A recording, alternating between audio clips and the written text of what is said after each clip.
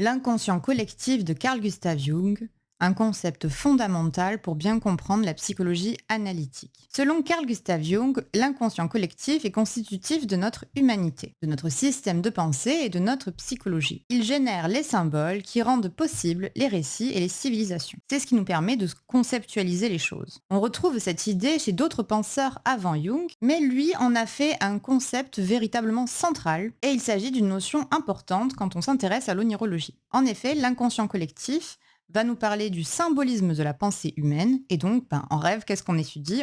On étudie la pensée sous forme de symboles, la pensée à l'état brut. Donc, si vous vous intéressez au travail de Carl Gustav Jung, ou si vous vous intéressez à vos rêves et à leur symbolisme, dans cette vidéo, vous allez découvrir ce qu'est l'inconscient collectif de façon simple et avec des exemples concrets, ce code psychologique de l'espèce humaine. Nous verrons ce que ce concept a de révolutionnaire et comment Jung l'a découvert. Pour imaginer l'inconscient collectif, on peut penser que c'est comme un code psychologique de l'espèce humaine. C'est quelque chose que l'on reçoit en tant qu'être humain, une manière d'être qui structure notre conscience du monde, notre psyché. Donc ce serait comme l'équivalent psychologique de notre ADN, de notre code génétique. On reçoit cet inconscient en tant qu'être humain, comme on reçoit le fait d'avoir des mains, des yeux, d'être constitué de telle et telle manière en tant qu'être humain. L'inconscient collectif est donc notre héritage commun qui nous relie en tant qu'êtres humains les uns les autres. C'est donc tout simplement l'héritage psychologique de l'être humain, de tous les hommes, et c'est assez proche de l'idée platonicienne du monde des idées. Chez Platon, il y a le monde sensible qui est le monde de la réalité, le monde extérieur,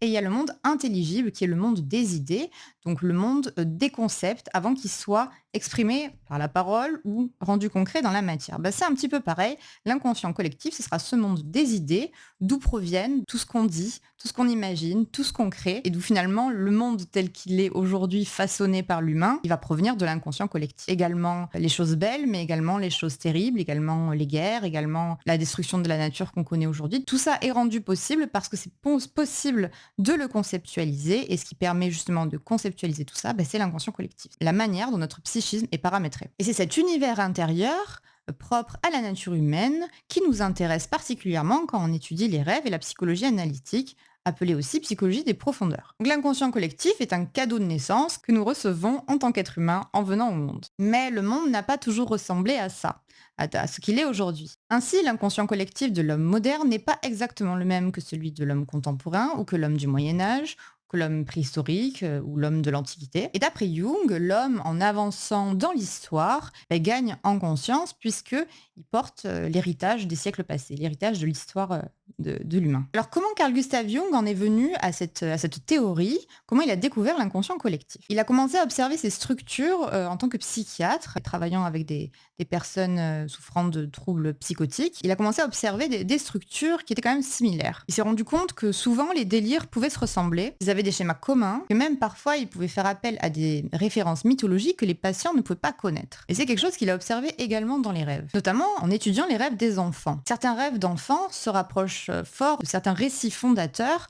Or, l'enfant, étant donné son âge, ne peut pas être au courant de ces récits-là, surtout s'ils appartiennent à une culture qui est éloignée de la sienne. Et que même en tant qu'adulte, très peu de gens connaissent les contes et les légendes d'un endroit totalement éloigné du monde. Donc la première hypothèse, ça pouvait être celle d'une imitation. Peut-être que la personne imite quelque chose qu'elle connaît. Sauf que cette hypothèse se voyait annulée de par l'état psychologique des gens qu'il avait à traiter en psychiatrie, qui n'étaient pas capables de choisir d'avoir l'expression de leur délire, et qui aussi n'avaient pas forcément l'éducation qui aurait pu leur donner ces références, mais aussi du coup dans les rêves des enfants, puisque les rêves des enfants, ils étaient trop jeunes pour avoir accès à certaines informations.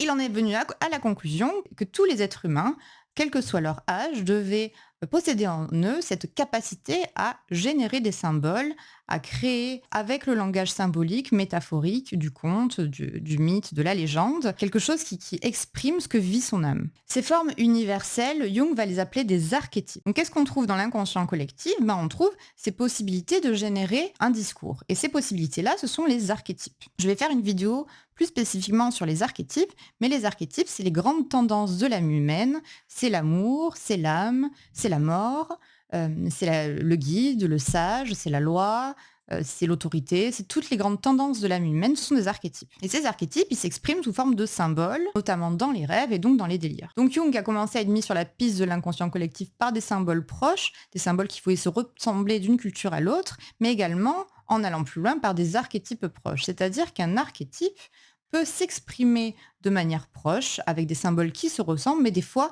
en utilisant des symboles qui ne se ressemblent pas d'une culture à l'autre ou d'une personne à l'autre. C'est pour ça que étudier les rêves avec un dictionnaire des rêves, pour moi, n'a pas de sens, parce qu'un symbole peut vouloir dire quelque chose pour une personne, relié à tel archétype pour cette personne, mais pour une autre, ça peut vouloir dire totalement autre chose. Donc pour vérifier son postulat, il a étudié les cultures du monde entier, il a énormément voyagé, il a mis en parallèle des mythes fondateurs, des personnages de légende, des dieux, des histoires, des rituels, des méthodes de soins, mais également des formules et des croyances du monde entier. Et donc il a observé effectivement qu'il y avait de nombreux archétypes qu'on retrouvait partout dans le monde, dans des symboles des fois qui se ressemblent de manière étonnante, et à des endroits du monde qui géographiquement n'ont pas pu communiquer jusqu'à une époque assez récente. Donc pourquoi peut-on retrouver certains symboles qui se ressemblent un petit peu partout dans le monde, comme par exemple le symbole de l'œil? Parce que tous les êtres humains sont reliés par l'inconscient collectif, qu'ils soient au Tibet, en Suède, en Afrique ou en Suisse. Et c'est quelque chose qu'on peut observer aussi dans les œuvres d'art. En tant qu'être humain, on est tous touchés face à l'art, peu importe de quelle région du monde ce soit. On peut être particulièrement ému face à une œuvre d'art qui vient d'un pays qu'on ne connaît pas du tout, parce que ça touche à quelque chose de l'âme humaine, parce que par le tableau ou par la musique, ou par le cinéma, ça parle de l'être humain, ça parle de ce que vit l'être humain. Donc cet inconscient collectif, c'est une petite révolution théorique. D'abord parce que c'est une découverte qui évite le discours raciste. Il faut se remettre en contexte. Au début du XXe siècle, c'est une notion proprement révolutionnaire. Dans le monde occidental règne l'antisémitisme, la ségrégation, le colonialisme, autrement dit, la domination de l'homme par l'homme blanc est rendue possible par le critère racial. Le XXe siècle sera un siècle de barbarie à grande échelle, de guerre mondiale, où les conflits reprendront sur des braises à peine refroidies. Et donc accepter l'inconscient collectif au début du XXe siècle revenait à admettre qu'il n'y a pas de race, que fondamentalement les hommes reçoivent les mêmes paramètres psychologiques, que donc les hommes sont strictement égaux. Or l'humanité n'était pas encore parvenue à ce degré d'évolution-là, et encore aujourd'hui, on n'y est pas tout à fait. Loin d'être une simple théorie, l'inconscient collectif se manifeste dans des productions diverses et variées, dans des productions littéraires, religieuses, artistiques, oniriques, scientifiques, poétiques, technologiques. Les mythes fondateurs, les textes les plus anciens de l'humanité se ressemblent, et ils parlent bien souvent de la même chose, fondamentalement. Les dieux, les familles célestes, les hiérarchies des différentes cultures se ressemblent aussi. Et dans le cas où on peut observer un archétype par des symboles similaires, on observe effectivement que des symboles de certaines cultures qui ne se sont pas rencontrés se ressemblent étrangement. C'est notamment le cas du symbole du serpent, le serpent qui représente le soin pour les Grecs de la Grèce antique. On le retrouve également en Amazonie, dans la culture de l'ayahuasca. Mais également le symbole du chien qu'on peut retrouver en Égypte avec Anubis, qui est le dieu des morts. C'est donc un animal psychopompe qu'on retrouve également au Mexique et qu'on retrouve avec Cerbère, le gardien des enfers. Donc de temps en temps, les symboles sont quand même très proches et mettent facilement sur la piste de l'archétype.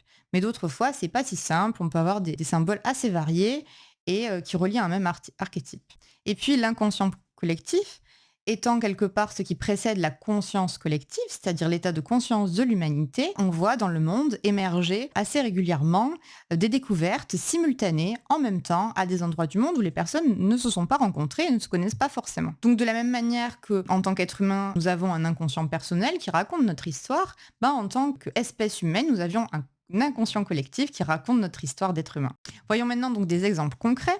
Je refais un petit point sur la différence entre l'archétype et le symbole parce que c'est très important et parce que souvent les gens confondent les deux. Un archétype, c'est ce qui structure l'inconscient collectif, c'est ce qui permet de créer un récit. Et le symbole, c'est la manière dont cette idée primordiale, cette idée platonicienne quasiment, est exprimée. Parfois, dans les cultures, on observe qu'une culture a utilisé un symbole similaire, comme je viens de donner l'exemple du chien, et parfois, l'archétype va s'exprimer d'une autre manière. Donc, quand un symbole remplit également la fonction d'archétype, on parlera de symboles archétypaux, et c'est le cas du symbole du dragon. On retrouve les dragons dans toutes les cultures, dans les légendes, les mythes, les contes populaires et les récits religieux. Le dragon est donc une figure archétypale très intéressante de l'inconscient collectif. Le dragon représente la menace que l'on connaît mal et que l'on doit affronter pour grandir, le rite initiatique qui fait le héros, autrement dit qui permet à l'homme d'avancer dans son individuation par la confrontation avec l'adversité. Or, cette adversité est avant tout intérieure. Donc quand un dragon apparaît en rêve sous forme d'une synchronicité, ça peut être d'un défi personnel dont il est question. Personnellement, j'ai eu une histoire de synchronicité avec un dragon. Je devais faire quelque chose d'important et de très difficile à faire et j'avais vu dans un nuage un beau dragon très net. Et là, j'ai compris qu'il fallait que je le fasse même si j'en avais pas envie et que c'était la condition pour que j'accède à l'étape supplémentaire. Donc bien souvent, pour affronter quelque chose à l'extérieur, il faut déjà le travailler en soi en fait, déjà affronter l'adversité à l'intérieur. On retrouve des dragons dans toutes les cultures, mais ils ne sont pas du tout ressemblants d'une culture à l'autre, hein. La bête du Gévaudan en France ne ressemble pas au dragon de Saint-Georges et ne ressemble pas au dragon chinois. Donc est-ce que vous commencez à comprendre un petit peu cette différence entre symboles et archétypes? Ben, je l'espère, et sinon, vous aurez une vidéo dédiée aux archétypes pour vraiment aller plus en profondeur sur ce sujet, parce que c'est quand même très important de ne pas se mélanger. Et en même temps, c'est assez subtil et effectivement, la pensée de Jung n'est pas hyper simple à pénétrer au début quand on n'est pas habitué à tout ça, d'où l'objet de ces vidéos. Ensuite, on a l'exemple des religions qui ont des héros et des rites qui se ressemblent. Les ressemblances dans les symboles choisis par les religions ont beaucoup intrigué Jung. Il en parle dans de nombreux livres, mais particulièrement dans un livre qui s'appelle Les Racines de la conscience et qui est probablement son livre le moins facile d'accès, qui est très lourd, très gros. Pour un non-initié, on va pas forcément démarrer par ça. Donc dans ce livre, il s'attarde sur le rituel de la messe, le rituel de la transsubstantiation, et il nous explique comment ce sont des prolongements de rites ancestraux, primitifs, et qu'on retrouve aussi à d'autres endroits du monde, pas seulement dans le bassin méditerranéen. De la même manière, pour prendre quelque chose qui nous est proche, le symbole de Marie, de la Madone, en fait c'est un symbole qu'on retrouve un peu partout. Cette image de la femme sacrée et absolue, de la maternité pure et incarnée, on la retrouve dans toutes les religions. On la retrouve, donc ça va être Fatima en Islam, Isis en Égypte, Kali dans l'hindouisme, Gaïa également, la mère nature, Gaïa bien sûr. Et donc tous ces symboles différents de la femme mère, ça nous relie à un même archétype qui est l'archétype de la mère. Puis dans les religions, et dans les contes, et dans les mythes, les héros et les prophètes se ressemblent tous. Nous pourrions en parler des heures, c'est pour ce quoi je vous laisse vous abonner afin que vous puissiez avoir la vidéo suivante qui sera consacrée aux archétypes. Voyons maintenant au niveau des rituels. L'homme, quelque part, est profondément païen. Et Jung va s'apercevoir qu'il y a des rituels très proches dans des régions très éloignées du monde. Je prends un exemple très concret.